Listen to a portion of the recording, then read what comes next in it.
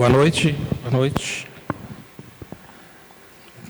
Alguém veio pela casa a primeira vez? Na casa a primeira vez? Seja bem-vindo. Tomara que seja proveitoso para vocês. Bom, eu vou começar com uma questão muito interessante, que a pergunta é a seguinte: como o Espiritismo vê a evolução moral e intelectual? Para a gente falar de evolução, eu acho que primeiramente a gente tem que voltar no início. Deus criou a todos nós, espíritos imortais, não eternos. Eterno é Deus, que não tem começo e não tem fim. Nós somos imortais. O espírito, a partir do momento que ele foi criado, ele não morre. Não existe morte dentro do espiritismo. A primeira coisa que tem que aprender que vem na casa espírita é que o espiritismo matou a morte. E nós vamos falar daqui a pouquinho mais no detalhe sobre isso. A partir do momento que Deus nos cria, que nós somos o princípio inteligente do universo, isso é o conceito espírita de espírito, inicia-se ali a nossa evolução. A partir daquele momento, Deus nos dá a escolha. Nós somos donos do nosso futuro. Nós somos donos das nossas atitudes. Então a evolução começa a partir do momento que nós fomos criados. Nesse processo evolutivo, que é a espinha dorsal, vamos dizer assim, do que a gente aprende dentro da doutrina espírita, que é a evolução dos espíritos, a gente tem vários caminhos. Você, como tem o livre-arbítrio, como você tem a escolha, é você que vai escolher o caminho que você vai seguir. E dentro desse caminho que a gente vai seguir, o principal é a nossa evolução moral. O que é a nossa evolução moral? A gente combater os vícios morais, evoluir enquanto espírito a cada vida que a gente vem nessa Terra. Não só nessa, nos outros planetas que nós vamos falar daqui a pouco também. Então, o que é evolução moral? É você combater os vícios morais que estão em cada um de nós. A vaidade, o orgulho, o egoísmo, a cobiça e vários outros vícios, a inveja que a gente tem. Daria para falar de cada um mais ou menos uma semana, né? Mas essa evolução moral, gente, é a nossa obrigação de cada dia. De cada dia. Hoje eu quero ser uma pessoa melhor do que eu fui ontem. Essa é a nossa progressão, isso é a beleza da nossa evolução. E isso nos traz consolo no coração e sentido para a nossa vida. Nós estamos na nossa melhor versão. Por que eu falo isso? Porque o mundo tem evoluído, e se nós estamos aqui hoje, certamente estamos na nossa melhor versão, porque já viemos muitas vezes. Então, se você identifica em você mesmo qualquer vício moral dos que eu falei, é a hora de você refletir e começar a trabalhar isso dentro de você. Isso muda a nossa vida radicalmente. A primeira coisa que tem que fazer é acreditar. E esse é o nosso caminho. E como é que fica o intelectual?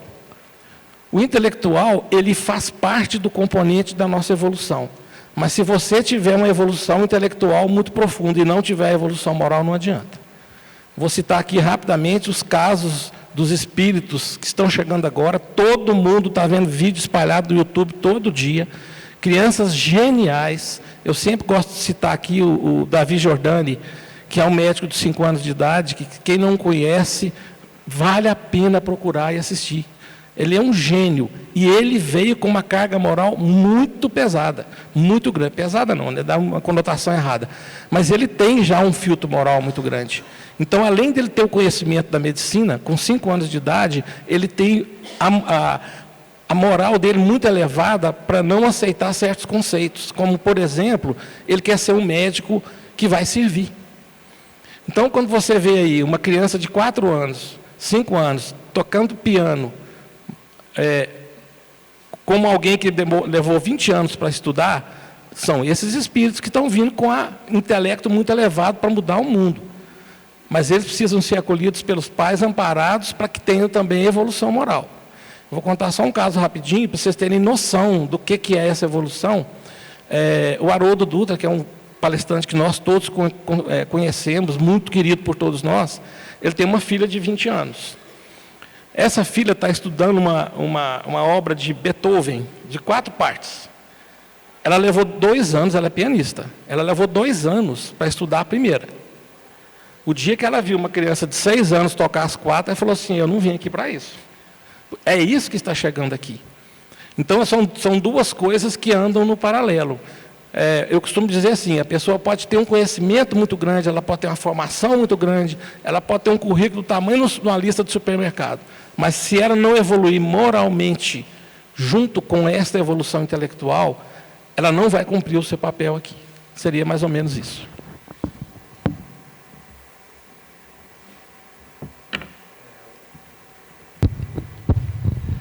A próxima pergunta, o que é obsessão espiritual? Nós temos que pegar primeiro pelo conceito da palavra obsessão, que é uma ideia fixa em algo. Então, o Espiritismo vai trazer para nós que existem diferentes tipos de obsessão, a começar pela obsessão de encarnado com encarnado, né? Quando uma pessoa fica numa ideia fixa em outra, né? A vida daquela pessoa, ela só circula em prol da outra, a pessoa não consegue ali dar sequência à sua vida, porque nós, ao nos relacionarmos uns com os outros, nós, é lógico, temos aí dentro dessas relações aquilo que a gente comunga, que a gente doa para o outro, aquilo que a gente recebe do outro. Mas isso não pode resumir as nossas vidas. As nossas vidas, elas são constituídas por muito mais coisas. Quando o indivíduo começa a ficar numa ideia fixa em determinada pessoa e toda a vida desta pessoa, ela circula em prol desta, a qual ele tem essa ideia fixa, isso é um estado de obsessão. Que aí a gente vai também ver a terminologia alienação. A pessoa fica alienada, ou seja, ela não consegue ver, ela não consegue perceber nada que não seja por aquela pessoa ou que envolva aquela pessoa. Então você começa no estado de obsessão. Então nós temos obsessão de encarnado com encarnado. E isso cabe uma reflexão para as nossas vidas. Porque, por mais que, principalmente dentro dos relacionamentos afetivos, amorosos, quando nós estamos ligados afetivamente a uma pessoa, nós temos que cultivar o amor que liberta, que é aquele amor que a gente usa aí a metáfora dos passarinhos. Um passarinho, ele pode estar em qualquer lugar do mundo, mas ele escolheu vir cantar na sua janela. Então, o amor também se você ama aquela pessoa e a reciprocidade, aquela pessoa, ela tem ali, dentro do seu livre-arbítrio, ela tem a escolha de estar com qualquer outra pessoa, são 7 bilhões de pessoas encarnadas, assim como ela tem a escolha de estar em qualquer outro lugar. Mas pelo amor, pela reciprocidade, ela escolhe estar com você do seu lado. Então temos que cultivar um amor que liberta. Agora, um amor que aprisiona, que cria meios para fazer com que haja a subjugação daquele outro. Aquele outro, ele não consegue dar sequência à vida dele, não consegue sustentar as outras escolhas dele. Nós estamos num estado de obsessão. Porque nós temos um desejo, uma ideia fixa, o qual aí é um amor que aprisiona. A gente já está querendo ali controlar, subjugar outra pessoa. E isso acontece de encarnado para encarnado. Também acontece com desencarnados com encarnados. Por quê? Qual que é a diferença de encarnado ou desencarnado? Simplesmente estar no corpo físico ou não. Quando nós desencarnarmos, ou seja, abandonarmos o corpo físico, nós que somos o espírito que estamos aqui dentro dessas vestes carnais, nós conservamos os nossos padrões mentais e os nossos afetos e sentimentos. Não é o fato que eu morri o corpo físico, que isso automaticamente fez com que eu me tornasse uma pessoa melhor ou pior. Eu continuo sendo quem eu sempre fui. Então, se eu tenho em vida ideias fixas, obsessivas para com outros, isso desencarnado perpetua. E essas ideias obsessivas também, elas podem ser arroladas em detrimento de sentimentos inferiores. de vingança, de raiva, né? de inveja, de querer ter aquilo que o outro tem. E aí começa um estado de obsessão também de espíritos desencarnados com encarnados. E também temos o quadro de obsessão de encarnados com desencarnados. Que também temos, o que eu acabei de falar, o amor que aprisiona. Lá no Evangelho segundo o Espiritismo, no final dele tem a oração para aqueles que nós amamos. O prefácio, ele já é uma sentada na gente, porque ele traz claramente que se eu te amo, se eu te quero bem, seria egoísmo eu querer te aprisionar às dores e sofrimentos da terra. O que isso quer nos dizer? Que se eu amo outro, como por exemplo, é um pai, um filho, uma mãe, um irmão, se eu amo, é lógico que eu quero estar junto com ele aqui, encarnado. Mas se a caminhada dele termina, se até o corpo físico dele chega a um estado que ele está exaurido, que ele não tem condições de estar mais aqui, que leva este ser, que eu digo amar, ficar preso a uma cama, ali se decompondo, presos a dores e sofrimentos enormes, e aí quando chega a equipe de saúde e fala com você, vamos colocá-lo em cuidados paliativos. O que é cuidados paliativos? Não é matar ninguém, não. É cuidar, dar conforto e qualidade que dê condições para a morte. E nós trabalharmos a morte. Porque se eu amo, meu amor tem que ser o suficiente para eu libertar o outro do sofrimento.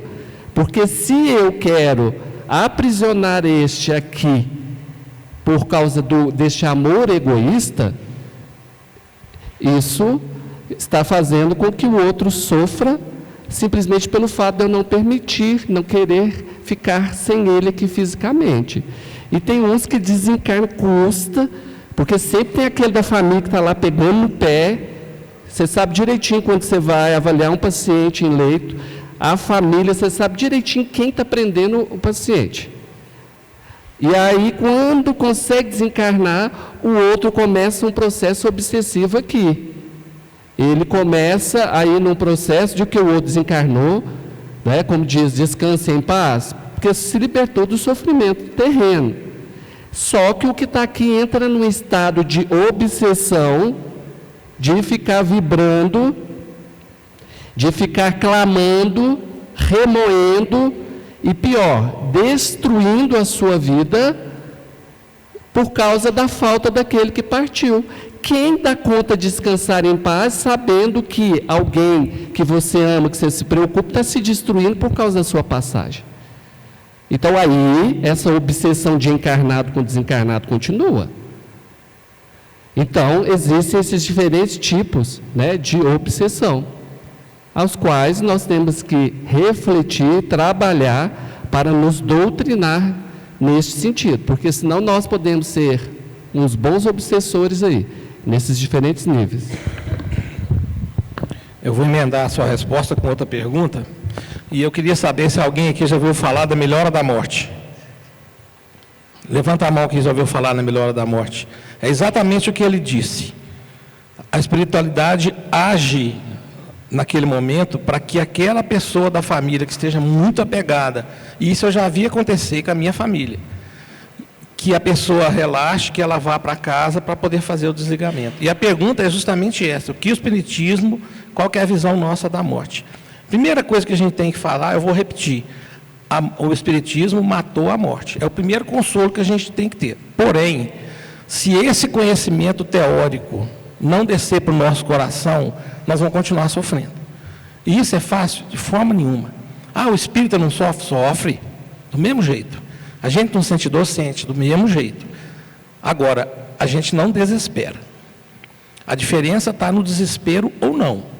A morte é essa passagem que a gente precisa fazer de um corpo físico para voltar para a nossa verdadeira pátria, que é a pátria espiritual, e que faz parte do nosso processo de evolução. Então a morte, ela, na casa espírita, a gente conversa de morte como uma coisa normal. Por quê? Porque tem tanto preconceito, tem tanta desinformação, tem tanta coisa cristalizada na nossa cabeça, que as pessoas morrem de medo. Então não tem que ter medo, a gente tem que evoluir para ter uma morte tranquila. E eu vou ler para vocês uma coisa aqui, que eu achei assim, espetacular, que o Emmanuel colocou na pergunta 149 do Consolador, que é justamente sobre a hora da morte. Tem até uma outra pergunta aqui falando disso, eu vou falar depois, que é uma outra vertente. Olha o que é a pergunta e olha o que é a resposta genial dele. Eu queria que todo mundo prestasse bastante atenção e trouxesse isso para a sua realidade. Logo após a morte, o homem que se depreende do invólucro material pode sentir a companhia dos seus entes amados que precedem no além-túmulo? Quer dizer, eu posso chegar do lado de lá e ter alguma coisa, algum encontro com algum parente, familiar, como é que vai ser a minha passagem? Olha a resposta dele, que eu considero assim como um bálsamo na nossa vida. Se a sua existência terrestre foi o apostolado do trabalho e do amor a Deus, a transição do plano terrestre para a esfera espiritual será sempre suave. Toda vez que eu leio isso, eu arrepio, porque a gente começa a tomar isso como um sentido de vida. Quer saber como vai ser a sua morte? Veja como é a sua vida. Fantástico isso, né? Não é frase, não é minha não, viu? Claro. Mas, gente, se a gente quer ter uma boa passagem, se a gente quer viver essa passagem com uma certa naturalidade, que é da vida, sabendo que a gente não morre, você não deixa de existir. O que vai deixar de existir é momentâneo esse corpo, e você momentaneamente vai sair, e se for o caso, vai voltar em outro corpo, em outra época, em outro lugar. Daqui a pouco tem uma pergunta sobre a reencarnação, então não vou entrar nela não. Então, quando se for falar de morte, a primeira coisa que a gente tem que fazer é tentar perder o pavor que a gente tem. É fácil, gente, nunca. Eu já perdi, ainda não. Estou trabalhando. Hoje, o meu objetivo principal de vida, dentro da minha filosofia espírita, é ter, dessa vez, uma passagem tranquila. Do jeito que o Emmanuel fala aqui. Da forma que ele escreveu aqui. Então, quando você vê uma obra maravilhosa igual ao Consolador, um espírito de altíssimo nível, com obras geniais, fala isso aqui, vamos focar lá. A gente não sabe quando, a gente não sabe como, mas a gente pode saber que a gente pode ter uma passagem suave, que seja essa a nossa melhor versão, e que a gente consiga ter a evolução moral que eu falei aqui antes, a cada dia da nossa vida crescendo um pouco, como o próprio Emmanuel também diz, um pouquinho a cada dia, um pouquinho a cada dia. E quem sabe na hora da gente fazer essa passagem, e lembrando que a gente já fez muitas passagens dessas, essa pode ser a nossa melhor passagem também. O Espírito tem alguma mensagem final para nós antes de passar para o próximo nascimento? Então eu já vou entrar na reencarnação, que você está falando que já tem. Primeiro a gente tem que entender o seguinte: reencarnar, gente, não é fácil, não. O Emmanuel mesmo falava com o Chico assim, para que todos nós aproveitássemos cada segundo aqui, porque reencarnar é muito concorrido. A Espiritualidade nos traz que tem 3 espíritos desencarnados para cada encarnado aqui no plano terreno. Ou seja, se aqui tem por volta de 7 bilhões de espíritos encarnados na Terra, na órbita espiritual da Terra nós vamos ter 21 bilhões. Então, reencarnar não é um processo rápido. Até também porque quando nós desencarnamos e retornamos para o plano espiritual, o tempo que nós vamos levar para nos reorganizar, principalmente mentalmente e vibracionalmente, vai depender do nosso esclarecimento e da nossa caminhada aqui. Então, quando desencarnamos, nós levamos um tempo para nos organizarmos lá. E depois de nos organizarmos, aí sim nós vamos fazer o levantamento, uma avaliação de tudo aquilo que aqui conseguimos realizar ou não. E se aí nós ainda teremos a necessidade de uma nova reencarnação. Se assim acontecer, nós vamos entrar num processo de planejamento reencarnatório, que é, nós vamos ali levantar e ver tudo aquilo que nós necessitamos ainda fazer, aprender, para poder entrarmos na fila e virmos aqui para uma nova reencarnação. Se assim acontecer, se nós ainda estivermos aqui, os encarnados, e este que voltou para lá, conseguiu neste intervalo de tempo de resolver tudo para estar retornando, se ele pode nos passar uma mensagem, antes do próximo nascimento, sim, porque nós não perdemos contato com os desencarnados. A espiritualidade mesmo sinaliza, quando nós dormirmos, o nosso corpo físico que tem necessidade de reparo, de descanso, o nosso espírito que está aqui dentro, não. Aí, mais uma vez, dependendo da nossa sintonia, da nossa vibração, do nosso esclarecimento, quando nós dormimos, nós podemos entrar num processo que é chamado de desdobramento. Ou seja, o nosso espírito que está aqui consegue sair temporariamente, se projetar no plano espiritual, e lá pode fazer as viagens astrais, pode encontrar com espíritos desencarnados, sejam familiares, amigos desta encarnação ou de outras. Ou pode visitar colônias espirituais, pode visitar educandários espirituais. Só que a espiritualidade também nos traz que a grande maioria de nós já ficamos em padrões tão densos de pensamento e de vibrações que quando dormimos, o nosso espírito mal consegue nem flutuar acima do nosso corpo na cama. Está lá agarrado, está lá preso. E quando alguns conseguem sair um pouquinho, já reúne com a galera que está ali perto esperando, que são os espíritos menos esclarecidos, os quais nós, pelos nossos comportamentos, os nossos pensamentos, durante o dia, nós estabelecemos sintonia com eles. E aí está lá. Então, depende muito disso.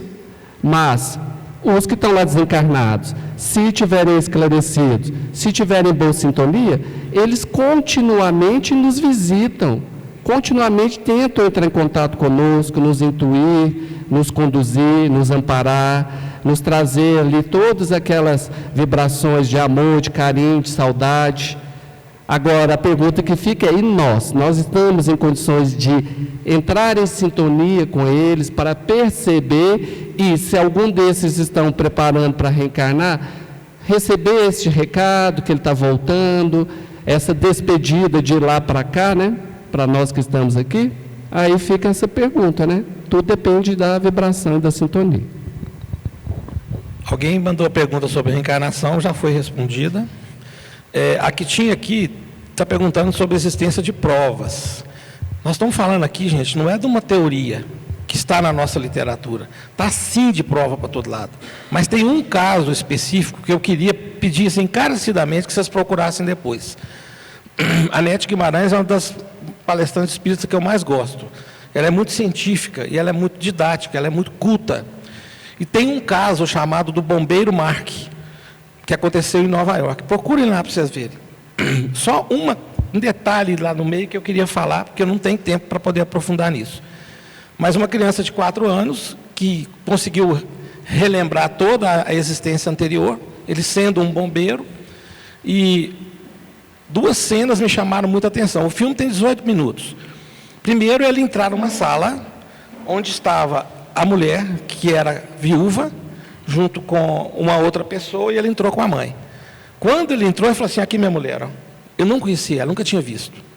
E o segundo ponto é que ela tinha uma marca numa parte do corpo que só ela e ele e o médico dela sabiam. Então, quando a gente fala de reencarnação com tanta naturalidade, gente, é porque é natural mesmo.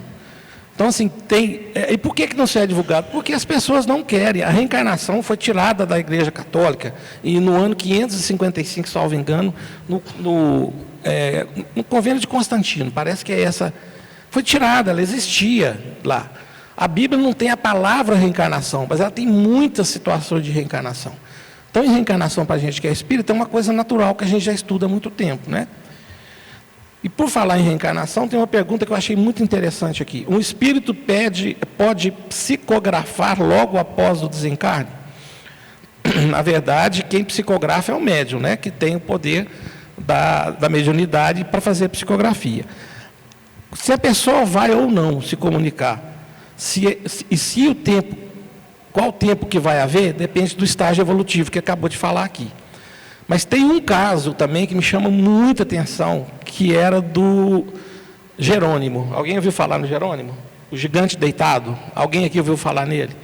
Ele era uma pessoa que ele fazia as palestras dele deitado, porque ele tinha uma deficiência física muito, muito grande. E ele passou uma vida de caridade, de compartilhamento das coisas boas, vivendo nessa situação. O que eu li é que 2 horas depois da desencarnação dele, ele já comunicou. 2 horas. Eu nunca tinha ouvido falar nisso. Porque tem todo esse processo que ele falou aqui. O nosso processo de desligamento, muitas vezes, ele vai ser... Logo depois, tem gente que vai dormir. Tem pessoas com traumas. Tem pessoas que passaram uma vida inteira sem acreditar nas coisas que o Espiritismo prega. Quando chega de lá, se você não tomar cuidado, a pessoa leva um tempão para poder se adaptar. E nesse contexto, numa reunião mediúnica, eu vi um caso que eu achei extremamente interessante, que eu vou contar rapidamente para não me delongar. Nessa reunião foi uma das que eu mais me impressionei. Tinha 90 padres numa reunião mediúnica. Eu não sou médium ostensivo, então eu não via. Os próprios médios comentaram. E entre padres da Inquisição nos mandando para aquele lugar, para o nosso lar, né? Enfim, falando que a gente ia arder no fogo do inferno, lá no século XVII, tinha um padre muito culto. E pelo que a gente viu, ele esteve aqui na década de 40 ou 50, aqui em Divinópolis. Eu raramente ouvi uma pessoa com um português daquele jeito, com um conhecimento daquele jeito. Ele era sociólogo, teólogo, filósofo. O nosso dialogador no dia teve uma dificuldade grande de conversar com ele por causa disso. Mas o que fica de lição da passagem? Depois de muito conversar e muito a gente debater com ele, ele virou e falou assim: será então que eu vivi uma vida inteira enganado? Entre aspas, tá? Não fui eu que falei, foi ele. Por quê? Porque ele chegou do lado de lá, ele viu que tudo aquilo que ele viveu e que ele combateu não era a realidade que ele viria depois da morte, que ele veria depois da morte. E lá ele teve que se readaptar em cima de questões que, igual eu falei aqui. Então, às vezes a pessoa vai dormir muito tempo, às vezes se ela tiver um grau evolutivo grande, a comunicação é de lá para cá, gente.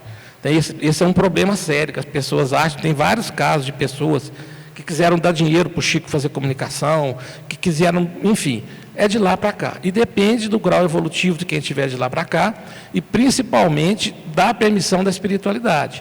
Que quando um espírito desse é levado para uma reunião de desobsessão, uma reunião de mediúnica, ele é retirado da onde ele está, por interferência da espiritualidade, para que a gente o acolha, porque a reunião mediúnica é um pronto-socorro espiritual, e ele seja encaminhado para um hospital, para algum lugar, para seguir seu caminho de luz. É isso.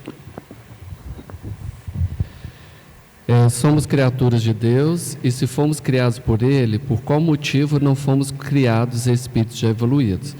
Já perguntei isso também. Mas tem essa resposta tanto no Livro dos Espíritos, e também na Gênese, que são livros que fazem parte das obras básicas do kardecismo, que vai nos trazer a seguinte resposta: porque nós não teríamos o mérito de termos evoluído por nós mesmos. Aí, para polemizar um pouquinho a resposta, aí eu trago uma reflexão a respeito de, com todo respeito, e as outras correntes teológicas aí, que trazem a figura dos anjos, que foram criaturas feitas já perfeitas por Deus. E traz aí então que nós seríamos as criaturas imperfeitas criadas por Deus. E que Deus nos colocou aqui na terra então, para que nós pudéssemos aprender através das dores e dos sofrimentos. A reflexão que a gente traz é a seguinte: se Deus é misericordioso, é justo e tem uma bondade infinita, se a gente pega por essa linha e vê que Ele cria seres diferentes, cria seres perfeitos e outros imperfeitos, e os imperfeitos têm que passar por dores e sofrimentos para aprender a evoluir, então, a partir daí a gente já começa a questionar essa bondade e justiça infinita de Deus. Aí vem, então, o kardecismo para nos trazer o conhecimento, a explicação de que nós somos criados à imagem e semelhança de Deus, e nós começamos todos do mesmo nível, lá dos mundos primitivos. E está lá no Evangelho segundo o Espiritismo: há muitas moradas na casa de meu Pai, que vai falar então dos mundos primitivos. Nós começamos nos conectando a formas unipluricelulares, e à medida que vamos percebendo, sentindo, interagindo, nós vamos assim evoluindo. E consequentemente a matéria a qual nós habitamos também vai evoluindo. E aí nós vamos chegando em níveis de evolução que vamos sendo dados as oportunidades dos mundos evolutivos, né? Nós estamos no mundo de provas e expiações, o próximo de regeneração, mundos felizes e angelicais. O que seriam esses mundos? Seriam escolas, né? A verdadeira pátria nossa é espiritual. Nós estamos aqui matriculados nessa escola temporariamente, porque ela tem as condições para que nós possamos colocar em prática, experimentar e evoluir. À medida que nós alcançarmos o que essa escola tem para nos proporcionar de conhecimento, a gente já não vem aqui mais. A gente retorna para o plano espiritual e de lá nós vamos matricular em outras escolas, que seriam outros mundos evolutivos.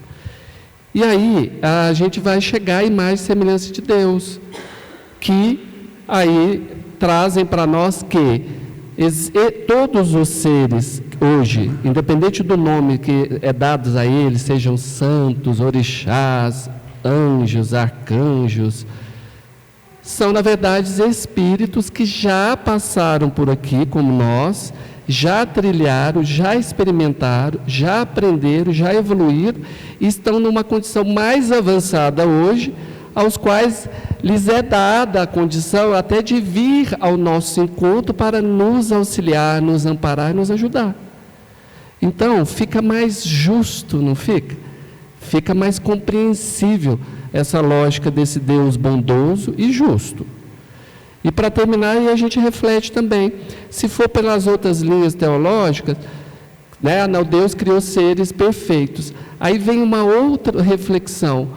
Um desses seres perfeitos se rebelou contra Deus e decaiu. Então Deus não é perfeito, ele não conseguiu criar uma coisa perfeita, porque se fosse perfeita, ela nunca iria se rebelar ou nunca iria se tornar aquilo que é tido como imperfeição. Então, como que a gente vê Lúcifer, né, o anjo decaído, que está na terra e que está aí tentando arrebanhar almas para o seu exército do mal? Então, a gente tem que trazer essas reflexões, e é por isso que o kardecismo sempre coloca que o kardecismo ele é uma fé raciocinada. A gente tem que refletir, tem que entender e colocar essas interrogações aí. Essa pergunta aqui tem duas partes e eu gostei muito dela. Primeira, como separar o que pode ser espiritual do psíquico? Voltando a me reportar a Anete Guimarães, ela tem uma palestra que ela, eu não sei se eu não estou enganado, ela é médica ou ela é psiquiatra. E ela fala muito claramente que quando o remédio psiquiátrico não faz efeito, a questão é espiritual. E aqui volta uma coisa que eu digo aqui sempre, que é um drama humano terrível, que são os médiuns dentro dos hospitais psiquiátricos.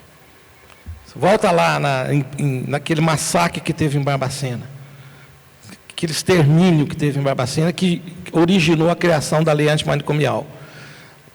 O médium, se você tratar ele com um remédio psiquiátrico, ele não vai ter efeito. E como é que se faz, então? Vai até dopar a pessoa.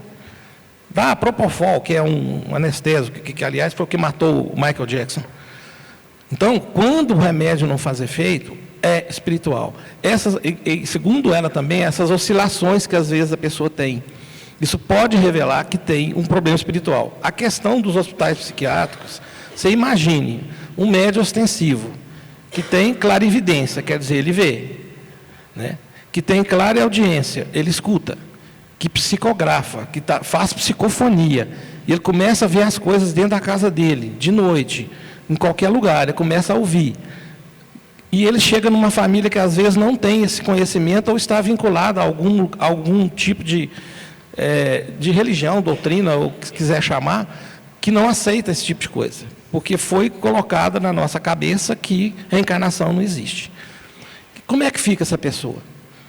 Imagine essa pessoa indo parar no hospital psiquiátrico. E se ela tiver esquizofrenia associada? Eu não consigo mensurar esse sofrimento desse tamanho. Então, essa lição fica para todos nós. Quando as pessoas tiverem algum sinal de mediunidade, o melhor lugar para tratar é na casa espírita. É trazer para a pessoa se conhecer e estudar e criar a tal da famosa educação mediúnica, que vem a segunda parte da pergunta dele. Como controlar a parte neurofisiológica sendo atacada espiritualmente? Isso aqui é muito interessante, porque quando a pessoa não estuda, ela não tem conhecimento fisiológico do como a mediunidade pode afetar o corpo dela, como é que ela vai ter controle? Então porque a neurofisiologia estuda nervo, cérebro, medula espinhal, células nervosas. Quer dizer, há uma alteração normal quando o médium está incorporado, quando ele está usando a sua mediunidade. Se essa pessoa não conhece, não sabe o que é, o corpo está sendo afetado sem ela saber o que é. Então, falar como controlar seria presunção que eu não sou médico. Mas eu tenho certeza que a partir do momento que a pessoa entra na casa espírita e começa a entender essa faculdade da comunicação com os espíritos, que isso é uma faculdade normal do ser humano, que isso não é somente de quem é espírita. Eu sei que tem certas correntes, por exemplo, católicas, que tem muitos médiuns lá. Eu vi um estudo sobre isso. Então, a partir do momento que você estuda, começa a entender esse processo, essa educação mediúnica, ela vai mudar, inclusive, a sua forma de sentir as coisas. Ela vai mudar, inclusive, essa fisiologia sua no corpo. A partir do momento que eu acompanhei esse processo por muito tempo, quem está na casa acompanha sempre, de pegar o médium começando, e ele vai evoluindo dentro da sua mediunidade, até chegar num ponto que ele não sofre quase nada daquilo que ele sofria no início. Então, a resposta para isso aqui: tem que vir para casa, tem que estudar a mediunidade, tem que educar a mediunidade, tem que ter conhecimento e não preconceito de coisas que a gente não entende e não conhece. O que o Espiritismo pode nos esclarecer sobre benzição? Benzição, passe, reiki, mesa radiônica, radiação, é energia. Nós somos pilhas vivas. Nós temos um fluido vital que nos sustenta e nós também produzimos energia. Além da energia biológica física, nós também temos a energia espiritual, que é o que a gente fala de sintonia, de vibrações. Nós podemos ter energias de diferentes níveis vibratórios, que pode ser dos níveis mais densos, mais pesados, aos níveis mais sutis. Quando fala de benzição, passe, qualquer nome que dá, você está se referindo a um fenômeno que alguém está canalizando um tipo de energia para alguém. E aí é interessante a gente pensar que quando você fala de um passe, de uma benzição, de um reiki, você está já associando a uma energia positiva. Que o indivíduo pode estar canalizando a energia dele para o outro, ou esse indivíduo pode também ser um transmissor um médium, que a gente chama de cura, de passe, uma bezedeira, que consegue entrar em conexão com espíritos de faixas vibratórias superiores e, através disso, ele se torna um condutor. Ele se conecta e consegue transmitir para o outro.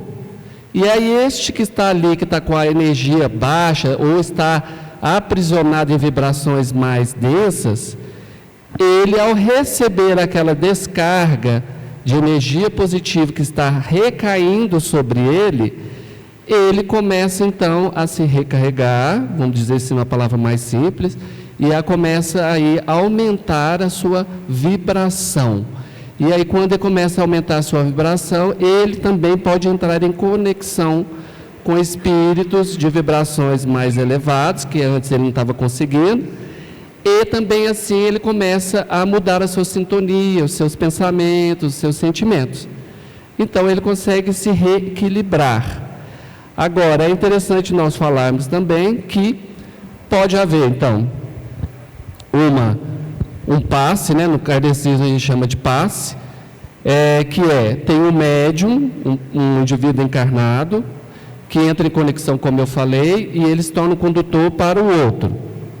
Só que pode também, um indivíduo como ele está aqui, ele pode receber um passe diretamente de um espírito desencarnado, que pode chegar, se ele está em conexão e vibração, ele se conecta, ele recebe diretamente. Ou, se ele tiver com a vibração muito baixa, pode ter necessário ter aí o médium condutor que está aqui no meio para poder conduzir essa vibração. Assim como também nós podemos ter emissão de energias positivas de encarnado para desencarnado. Quando nós fazemos as nossas orações para os nossos amigos, nossos familiares estão desencarnados, naquele momento a gente está elevando as vibrações e nós estamos projetando vibrações que aí eles até falam que lá onde estão, desce sobre eles uma chuva de pétalas de luz. Que aí eles registram, eles falam assim, nossa, você está recebendo agora vibrações do plano terreno, você lá foi muito amado, você está recebendo vibrações boas, não é? Agora também você pode fazer uma conexão negativa. Você pode tanto fazer troca, eu encarnado, projetar nele uma energia negativa, olho gordo, que eles chamam, ou eu encarnado também posso projetar uma energia negativa para os desencarnados, que aí eles falam que é como se descesse um raio sobre eles lá. Aí do mesmo jeito eles falam assim, nossa, tem alguém lá embaixo que não gosta muito de você não, né? Está te desejando mal. Ou um desencarnado pode também projetar uma energia negativa sobre mim, né? Uma vibração negativa, que isso aí faz até com que ocorram os processos obsessivos. Ok? Dá para responder mais uma? Pluralidade dos mundos habitados, o que é isso? Ele já iniciou um comentário. O Espiritismo tem 5 princípios: a existência de Deus, a imortalidade da alma, a reencarnação, a comunicabilidade dos espíritos e a pluralidade dos mundos habitados. Gente, vou reportar a ciência pura. O novo microscópio que substituiu o Hubble é o James Webb, se não errei o nome dele. Ele está abrindo para a ciência números incalculáveis, que a gente nunca imaginava. Eu parei quando foi falar em bilhões de galáxias. Lembrando que a Via Láctea, onde nós estamos, é uma delas. E o James Webb continua abrindo espaço para esse mundão que está aí. Vocês acham que a gente foi criado, essa gotinha, esse grãozinho aqui, e o resto do universo todo à toa? Eu estou falando de ciência, nem estou falando de filosofia ou religião. Não tem o menor sentido. Para o Espiritismo, esses mundos, nós migramos de mundos para mundos na nossa jornada evolutiva. Então, se a gente quer, já falei aqui, para a gente ter uma boa morte, uma passagem tranquila, se a gente quer evoluir para mundos onde não tenham tantas provas, ou não tenham provas e expiações, sejam mundos felizes, ditosos, ou mundos de regeneração, a gente tem que voltar lá naquela reforma que eu falei, lá no início. Então, os mundos, existe vida em todos esses mundos. Ah, por que a gente não enxerga? Porque está numa outra dimensão. Não é dada ao homem ainda a condição de enxergar isso. Agora, se vocês ficarem atentos ao que está acontecendo no planeta hoje, a quantidade de aparições que estão acontecendo no mundo inteiro. Tem fake news? Tem. Tem verdade? Tem também. Tem muita verdade. Então, gente, agregando ao valor da passagem da morte e tudo, vamos fazer para a gente ir para um lugar melhor, onde não tenha provas e expiações, onde não tenha tanta dor e sofrimento. Mas para isso nós temos que merecer. E entender que isso faz parte da nossa evolução. Então a Terra não está sozinha nesse mundão. Gente, o que é 20 bilhões, ou 1 bilhão que seja, de galáxias? A gente tem ideia do que é isso? Quantos sóis tem por aí? Quantos planetas tem nessa coisa toda? Então não tem jeito. Não tem como a gente estar aqui, escolhidos só nós. Não, vocês vão pegar esse mundão inteiro e vão ser só para vocês. Não vai ter mais nada nesse mundo. É isso. Agradecer, né? Finalizamos e até a próxima, né? Passar para a Rosângela. Obrigado, gente. Até a próxima.